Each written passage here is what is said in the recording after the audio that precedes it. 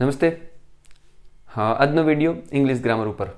અગાઉ English grammar ઉપર noun માટે વિડીયો છે, ઘણા વિડીયો છે, but particular sequence wise topic મુજબ જોઈએ તો નાઉન, નાઉન ટાઈપ્સ અને નાઉન જેન્ડર, મતલબ કે બહુવચન એકવચનના નિયમો અને પુરુષવાચક સ્ત્રીવાચક નામો છે એની ચર્ચા કરેલી છે.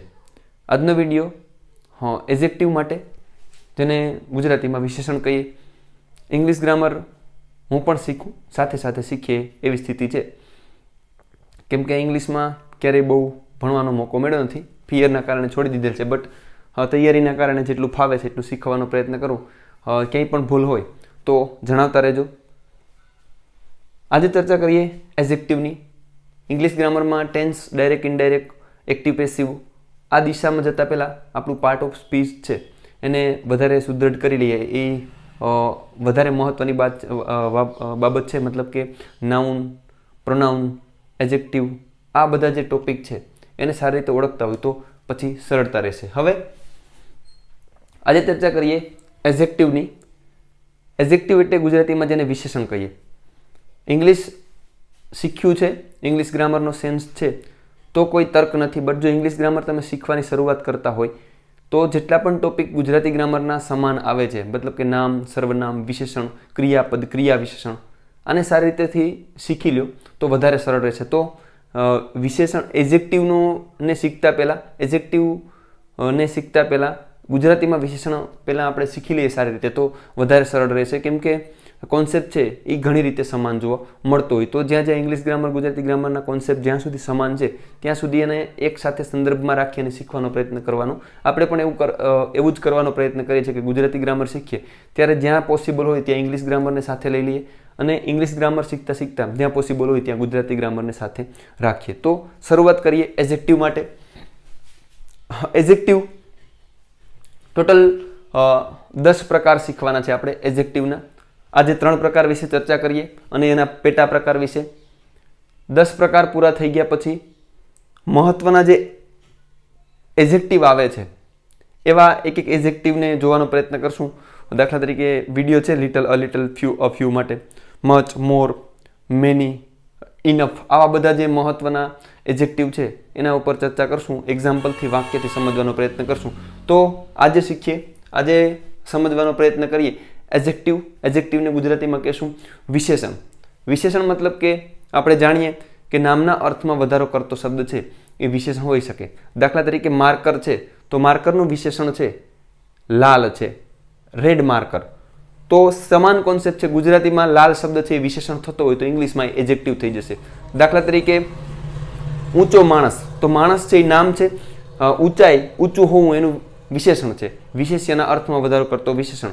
તો ટોલ મેન, ટોલ પર્સન, તો પર્સન છે એ નાઉન છે, ટોલ મેન છે, મેન છે એ નાઉન છે, ટોલ છે એ એજેક્ટિવ છે. તો સમાન કોન્સેપ્ટ છે, સમાન બાબત છે. દાખલા તરીકે એપલ મતલબ કે સફરજન, લાલ એપલ, લાલ સફરજન, રેડ એપલ. તો અહીંયા રેડ શબ્દ છે એ એજેક્ટિવ છે, એપલ છે એ નાઉન છે. તો સમાન કોન્સેપ્ટ છે, વિશેષણ ઇંગ્લિશમાં કહેશું આપણે એને એજેક્ટિવ. એજેક્ટિવના 10 પ્રકારોમાંથી આજે આપણે 3 પ્રકાર શીખવાના છે. Adjective of quality, adjective of quantity અને એજેક્ટિવ ઓફ નંબર. તો let us start adjective of quality. Quality મારા ઇંગ્લિશ સ્પેલિંગ, વર્ડ પાવર વિશે તમને કહી દઉં તો ક્વોલિટી અને ક્વોન્ટિટી આ બંનેના સ્પેલિંગ લખતા પહેલાં 2 વખત મારે બુકમાં જોવું પડેલું હતું. બટ થોડુંક છે સ્પેલિંગ્સ, વર્ડ્સ પાવર છે એ જેમ ઇંગ્લિશનો મહાવરો વધારીએ, સાંભળવાનું, લખવાનું જેમ વધારે કરીએ, વાંચવાનું, એમ આ વર્ડ્સ પાવર છે એ વધતા હોય છે. તો મારો એક આ વીક પોઈન્ટ છે. અહીંયા પ્રથમ પ્રકાર છે એજેક્ટિવનો, વિશેષણનો. એજેક્ટિવ ઓફ ક્વોલિટી. ક્વોલિટીને આપણે કહીશું ગુણ. તો એજેક્ટિવ ઓફ ક્વોલિટી ગુજરાતીમાં કહીશું ને ગુણદર્શક વિશેષણ. ગુજરાતી ગ્રામરમાં પણ ગુણદર્શક વિશેષણ, જેને ઇંગ્લિશમાં કહી શકીએ એજેક્ટિવ ઓફ ક્વોલિટી. જ્યારે સેન્ટેન્સમાં, વાક્યમાં એક શબ્દ આવી, એક વર્ડ આવી અને કોઈ પણ નાઉનનો અથવા તો વિશેષ્યનો અર્થ ગુણ દર્શાવીને વધારે તો એને કશું એજેક્ટિવ ઓફ ક્વોલિટી. જ્યારે ઇંગ્લિશ ગ્રામર શીખીએ ત્યારે સેકન્ડ લેંગ્વેજ તરીકે સાથે ગૌણ લેંગ્વેજ તરીકે ગુજરાતી રાખશું. ગુજરાતી ગ્રામર શીખીએ ત્યારે શક્ય હશે તો સાથે સાથે થોડું થોડું ઇંગ્લિશ શીખતા જશું. હવે પ્રથમ વાક્ય ચકાસીએ. Ram is a tall man. Ram is tall man. Ram છે બટ એની ખાસિયત શું છે, એનો ગુણ શું છે, એની ક્વોલિટી શું છે? ટોલનેસ, મતલબ કે ટોલ છે, લંબાઈ છે. ટોલ શબ્દ છે અહીંયા બને છે એડજેક્ટિવ ઓફ ક્વોલિટી, મતલબ કે ગુણ દર્શાવે એટલા માટે. બીજું વાક્ય, Riya is clever girl. Riya હોશિયાર છોકરી છે, તો હોશિયાર છે એનો ગુણ દર્શાવે છે, તો અહીંયા ક્લેવર શબ્દ છે એ બની જશે adjective of quality. Next, I have a old pen. મારી આગળ એક પેન તો છે બટ કેવી છે? The pen is old. જૂની પેન છે, જૂની પેન, નવી પેન, લાલ પેન, સફેદ પેન હોઈ શકે? પોસિબલ નથી. તો old, new, black, red, big, tall, આ બધા શબ્દો છે એ બનશે એડજેક્ટિવ ઓફ ક્વોલિટી, મતલબ કે ગુણદર્શક વિશેષણ. Next, the king was kind. એવું જરૂરી નથી. મોટા ભાગે ઇંગ્લિશ કે ગુજરાતી ગ્રામરમાં લાગુ પડતા શબ્દો છે એ જે તે શબ્દને લાગુ પડતા હોય એની નજીક છે એ રાખવામાં આવતા હોય છે. બટ અહીંયા ચેક કરી શકો, તમે જોઈ શકો ઓલ્ડ શબ્દ છે પેનની એક્ઝેક્ટ પહેલા છે. આપણે ગુજરાતી ગ્રામરમાં શીખી ગયા વિશેષણમાં વિધેય અને અનુવાદ. પહેલા હોય તો અનુવાદ થશે વિશેષણ, અને પાછળ હોય શબ્દની તો વિધેય થશે. તો અહીંયા પણ છે એ નેક્સ્ટ વિડીયોમાં કરાવી દઈશ કે આ કઈ મેટર છે, કઈ બાબત છે. ઓલ્ડ પેન, અહીંયા છે કિંગ વોઝ કાઇન્ડ, તો અહીંયા કિંગ છે રાજા છે એનો ગુણ છે માયાળુ, બટ એનું સ્થાન પાછળ છે. ધ કિંગ વોઝ કાઇન્ડ, તો અહીંયા એનો ગુણ દર્શાવે છે, મતલબ કે adjective of quality. Last sentence, this is black board but this is white board. Black board, board તો છે બટ કેવો છે? એનો ગુણ છે કે કાળા કલરનો છે, તો બ્લેક બોર્ડ. તો અહીંયા બ્લેક શબ્દ છે એ પણ ડોનેટ કરે છે એડજેક્ટ ઓફ ક્વોલિટી. તો આવી રીતે અહીંયા તો 5 એક્ઝામ્પલ આપેલા છે.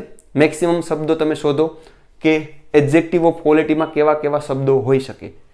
આનાથી જે ભાષા છે એ વધારે રીચ બનશે. ફરી વખત વારંવાર કહી દઉં, ગુજરાતી ગ્રામર, ઇંગ્લિશ ગ્રામર અને મિથ્સ અને રિઝનિંગ આ માત્ર ને માત્ર વાંચીને નહીં થાય, તમારે તમારી પેન સાથે અને તમારી રફ બુક સાથે વર્ક કરવું પડશે. તો મેક્સિમમ આવા સેન્ટેન્સ બનાવી અને એડજેક્ટિવ ઓફ ક્વોલિટી મતલબ કે ગુણદર્શક વિશેષણને ઓળખવાનો પ્રયત્ન કરો. Next, adjective of quantity. Quantity ગુજરાતીમાં કહેશું જથ્થો, પરિમાણ દર્શાવે, જથ્થો દર્શાવે. જ્યારે ગુજરાતી ગ્રામરમાં ગુજરાતી ગ્રામરમાં નામ શીખા ત્યારે ચર્ચા કરેલી હતી કે દ્રવ્યવાચક નામ અને ભાવવાચક નામ છે એ જથ્થામાં હોય છે, પ્રમાણમાં હોય છે, એ 1, 2, 3માં કાઉન્ટ કરી શકાતા નથી. તો અહીંયા પણ એવા વિશેષણ છે, એવા એડજેક્ટિવ છે કે જે ક્વોલિટી નહીં, ગુણ નહીં, બટ ક્વોન્ટિટી દર્શાવે છે, જથ્થો દર્શાવે છે, એનું પ્રમાણ બતાવે છે, એનું માપ બતાવે છે, એનું પરિમાણ બતાવે છે. તો આઈ હેવ ઇનફ મની, મારી આગળ પૂરતા પૈસા છે. તો ઇનફ શબ્દ છે એ અહીંયા એડજેક્ટિવ ઓફ ક્વોન્ટિટી થશે. There is some milk in the glass, there is some milk in the glass. દૂધ તો છે બટ કેટલું દૂધ છે? તો સમ શબ્દ છે એ ડોનેટ કરે છે એની ક્વોન્ટિટી, એનો જથ્થો દર્શાવે છે. મિલ્ક શબ્દ છે એને ગણી ન શકાય, નોન કાઉન્ટેબલ છે, તો અહીંયા થશે એ ક્વોન્ટિટી, જથ્થો દર્શાવે છે. સમ, ઓલ આવા કેટલાક એડજેક્ટિવ છે એ કાઉન્ટેબલ સાથે વપરાય તો એડજેક્ટિવ ઓફ નંબર થઈ જાય છે, અને નોન કાઉન્ટેબલ સાથે વપરાય તો એડજેક્ટિવ ઓફ ક્વોન્ટિટી થઈ જાય છે. યાદ રાખીએ, some boys are there, some water is in the glass. આવી રીતે all milk is dirty, all boys are clever. તો ઓલ અને સમ આ બંનેમાં પ્રયોજાતા હોય છે. ડોન્ટ થિંક મચ, થિંક એટલે વિચારવું, વધારે ના વિચારવું. તો વિચારવું શબ્દ છે એને 1, 2, 3માં ન ગણી શકાય. વિચારની વાત નથી, વિચારવાની વાત છે. તો વધારે ના વિચાર, તો મચ શબ્દ છે અહીંયા થઈ જશે adjective of quantity. She has a little money, તેની આગળ થોડા રૂપિયા છે. અ લિટલ ગણી ન શકાય એટલા માટે અ લિટલ શબ્દ થશે adjective of quantity. A little, લિટલનો કોન્સેપ્ટ પરીક્ષામાં વારંવાર પૂછાય છે. તો એક વસ્તુ હાલ યાદ રાખવાની, એના માટે વિડીયો પણ છે કે લિટલ છે એ ન ગણી શકાય એવી બાબતો સાથે વાપરવામાં આવે છે. Last, he has no sense, તેને સેન્સ નથી. તો નો શબ્દ છે એ અહીંયા દર્શાવે છે એડજેક્ટિવ ઓફ ક્વોન્ટિટી. તો આ વાત થઈ એડજેક્ટિવ ઓફ ક્વોલિટી, ગુણદર્શક વિશેષણ, એડજેક્ટિવ ઓફ ક્વોન્ટિટી, જથ્થાદર્શક વિશેષણ. આના પણ મેક્સિમમ સેન્ટેન્સ બનાવો, મેક્સિમમ એક્ઝામ્પલ ક્રિએટ કરો, જાતે ક્રિએટ કરો, અને વધારેમાં વધારે તમે એડજેક્ટિવ ઓફ ક્વોન્ટિટીના એક્ઝામ્પલ જાતે બનાવી શકો અને વધારેમાં વધારે આવા શબ્દો છે એને ગોતવાનો પ્રયત્ન કરો. જે કંઈ પણ વસ્તુ છે એ આપણી પોતાની ત્યારે થાય છે જેને આપણે યાદ કરી લઈએ. આપણું પોતાનું જે હોય એ જ પરીક્ષામાં બહાર આવતું હોય છે. તો try to be make your own. ત્રીજો પ્રકાર છે એડજેક્ટિવ ઓફ નંબર અથવા તો નંબરલ એડજેક્ટિવ. સંખ્યાવાચક વિશેષણ. નંબર મતલબ કે સંખ્યા, તો આપણે જાણીએ સંખ્યાવાચક વિશેષણ. જે શબ્દ છે એ નામની સંખ્યા દર્શાવે એને સંખ્યાવાચક વિશેષણ કહી શકાય. દાખલા તરીકે 1, 2, 3, 4, 5 આવી રીતે. હવે એડજેક્ટિવ ઓફ નંબર અથવા તો નંબરલ જે એડજેક્ટિવ છે એના બે પ્રકાર પડે છે. ડેફિનેટ એડજેક્ટિવ ઓફ નંબર, હા એટલું બધી નથી જાણતો, પ્રોનાઉન્સિએશન ઇંગ્લિશ સ્પીકિંગ એટલું બધી નથી ફાવતું, તો અમુક વર્ડ્સ છે, શબ્દો છે એનું પ્રોનાઉન્સિએશન ખોટું કરતો હોય તો એ પણ ઇગ્નોર કરજો. અહીંયા એડજેક્ટિવ છે તો ક્યાંક મેં વાંચેલું છે કે ડી સાયલેન્ટ રહી છે, તો એડજેક્ટિવ ન બોલતા આપણે એડજેક્ટિવ બોલીએ છીએ એવું થોડુંક મને યાદ છે. હા, એડજેક્ટિવ ઓફ નંબર અથવા તો નંબરલ એડજેક્ટિવ છે એના બે પ્રકાર પડે છે. Definite adjective of number, indefinite adjective of number. મતલબ કે ડેફિનેટ તો અહીંયા થઈ જશે નિશ્ચિત, નિશ્ચિત અને અનિશ્ચિત. નિશ્ચિત અને અનિશ્ચિત નંબર તો છે બટ એમાં પણ નિશ્ચિત અને અનિશ્ચિત છે. દાખલા તરીકે 5 રાજા છે તો એ નિશ્ચિત વાત છે કે 5 છે, બટ 5ની જગ્યાએ કેટલાક રાજાઓ હોય તો નિશ્ચિત નથી થતું કે કેટલા છે. તો 5 કિંગ્સ એન્ડ સમ કિંગ્સ અથવા તો મેની કિંગ્સ. તો અહીંયા આ જ કોન્સેપ્ટ છે. એડજેક્ટિવ ઓફ નંબર અથવા તો નંબરલ એડજેક્ટિવમાં પ્રથમ પ્રકાર જોઈએ અનિશ્ચિત એડજેક્ટિવ, મતલબ કે ઇનડેફિનેટ એડજેક્ટિવ ઓફ નંબર. પ્રથમ વાક્ય ચકાસીએ. I have sum books. મારી આગળ કેટલીક બુક છે. સમ બુક કેટલીક છે બટ ઇનડેફિનાઇટ છે, અનિશ્ચિત છે, ખબર નથી કેટલી છે. સમ બુક્સ છે તો અહીંયા થશે અનિશ્ચિત સંખ્યાવાચક વિશેષણ, મતલબ કે indefinite adjective of number. Second sentence many students are there. Student તો છે બટ કેટલાક સ્ટુડન્ટ છે, ડોનેટ કરે છે મેની, થશે indefinite adjective of number, adjective of નંબરમાં અથવા તો numeral adjective. Next sentence I have few markers. મારી આગળ કેટલીક માર્કર છે તો ગણી શકાય. ફ્યુ છે કેટલીક છે બટ નક્કી નથી 1, 2, 3, 4, 5 એટલા માટે ઇનડેફિનેટ છે. All boys are good. બધા છોકરાઓ, બોયઝ તો છે બટ બધા જે છે એટલા બધા, નિશ્ચિત સંખ્યા નથી. Most teacher are gentle. મોટા ભાગના જેટલા પણ છે એટલા બટ નિશ્ચિત છે નહીં, તો મોસ્ટ થશે ઇનડેફિનેટ એડજેક્ટિવ ઓફ નંબર. હવે વાત કરીએ ડેફિનેટ એડજેક્ટિવ ઓફ નંબરની. મતલબ કે નિશ્ચિત સંખ્યાવાચક વિશેષણ છે એમાં બે પ્રકાર પડે છે, કાર્ડિનલ એડજેક્ટિવ અને ઓર્ડિનલ એડજેક્ટિવ.